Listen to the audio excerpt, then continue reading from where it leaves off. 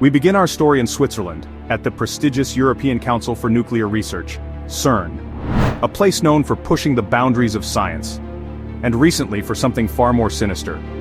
Clarence Schur arrives on site only to uncover a dark pattern. Over 30 scientists have died and several top-secret projects, abandoned without a trace. One death stands out, a man found on his knees, his head submerged in a bathtub. It doesn't look like an accident. Clarence starts digging. His search leads him to a hidden safe among the man's belongings. Inside, a sleek, mysterious headset. Without hesitation, Clarence takes it and returns to HQ, a quiet grin forming on his face. He knows he's found something important. Back in England, the group known as the Oxford Five reunites. Tensions are high, secrets are thicker than ever. Will pulls Jin aside. Their conversation is light, filled with easy banter. But he can't bring himself to tell her the truth, that he's battling cancer.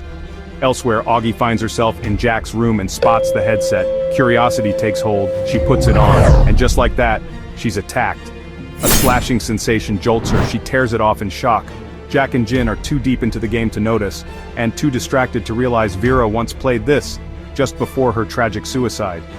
Despite all the tech surrounding Jack's high-security home, he still doesn't know how the headset got there, or who placed it. Saul urges them both to stop playing. If the headset can manipulate the brain at the cellular level, what else is it capable of? Could it have made Vera end her own life? Augie makes them swear to quit the game. They nod, they agree, but deep down they have no intention of stopping. Jin, obsessed with the mystery, begins experimenting. She sets up a whiteboard, tracks every detail, runs simulations. Finally, she and Jack dive into a two-player mode. Inside the game they meet the Follower, a mysterious entity who remembers every time she's died across every version of civilization. They arrive in a medieval world and meet the Pope. Jin explains her theory. The game simulates a chaotic 3-star solar system. The Pope isn't pleased. He orders her to be burned. The world around them collapses into chaos, flames everywhere. But Jin and Jack survive. They've passed the level, barely. Meanwhile, Clarence uncovers more about the headset. This isn't just a game. It includes a brainwave scanner, an oxygen meter, a retinal tracker. It collects full biometric data, which means someone, somewhere, is watching every move the players make.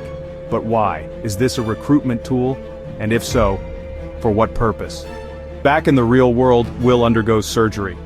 When he wakes up, something's wrong. He speaks in cryptic riddles, calling Raj chaos, mocking Jack for a hat he isn't wearing. Is it the anesthesia, or something more? Augie, on the other hand, is being pressured to restart her nanotech project. Her business partner claims she's unraveling mentally, and threatens to launch it without her. So, Augie powers up the system alone. The countdown returns. She panics and shuts it off just in time. Frantic, she calls Saul, but he's with someone else. Augie hangs up, alone. Jin and Jack reach level 3. This time they're in ancient Sangdu, the era of Kublai Khan. The Follower is now a soldier, but her faith in Jin is fading. In the Khan's court, they meet none other than Newton and Turing. The entire army, 30 million strong, has been positioned to form binary code, one massive living computer. The human abacus predicts chaos for 8 months and 3 days. But Jin proves the logic flawed. Then, the gravitational forces of the three suns shift, and the entire army lifts into the sky. Jin realizes this isn't about saving the world, it's about saving the people. And just like that, they unlock level 4. So, who's pulling the strings? Mike Evans re-enters the scene. He's been monitoring everything. He believes Jin and Jack are ready for the next phase. He's working with someone, or something, whom he refers to only as My Lord. The voice on the other end? It matches the strange woman who guides Jin and Jack in the game. The same one who once spoke to Augie in that alleyway. It may even connect to a signal sent back in the 60s, from Ye Wenjie. Jin and Jack receive an invite. The Sunset Lounge, Shoreditch. 10 p.m. The location is run down, barely standing. Clarence watches from the shadows as they enter. Inside they're greeted by that same enigmatic woman. All your questions, she promises, will be answered in level 4. They put the headsets on one last time. In level 4, the woman and the Follower reveal the truth. The planet in the game, torn by chaos and cataclysm, is a mirror of our own. No civilization can survive long term. There's only one answer: escape. Civilization #9478 found a way. They built an interstellar fleet, and they're on their way to Earth.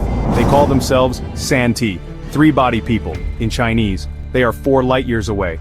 And the first human to contact them, a scientist from China, likely Ye Wenjie. Jack doesn't buy it, he storms off, convinced it's all a con, but Jin believes, and she's chosen. She's given coordinates. The next step in joining others across the globe, other champions. Her motivation becomes clear. She once lost everything in the floods of Hubei. Now she's searching for something bigger, something better.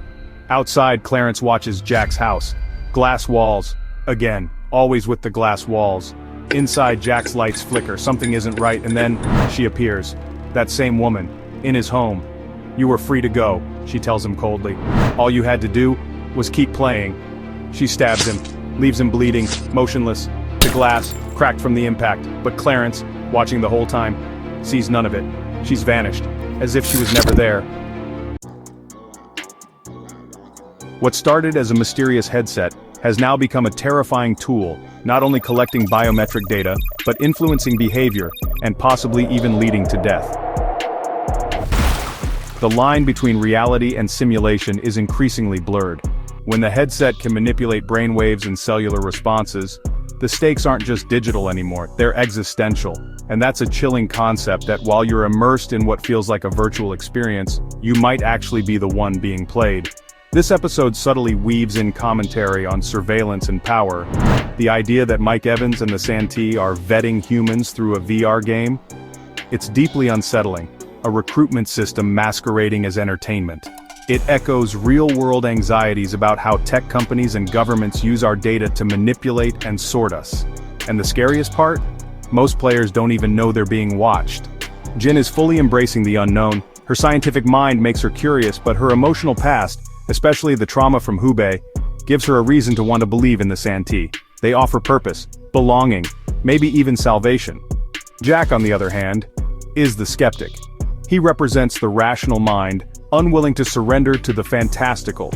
But that rationality gets him killed, which suggests this new world doesn't reward doubt. It punishes it. Augie is on the brink. Her past invention, the nanofiber tech, and its mysterious countdown timer suggests a link between what's happening in the game and our physical world. Her company wants results, but she knows something darker is brewing. It's a fantastic portrayal of a scientist torn between ethics and innovation.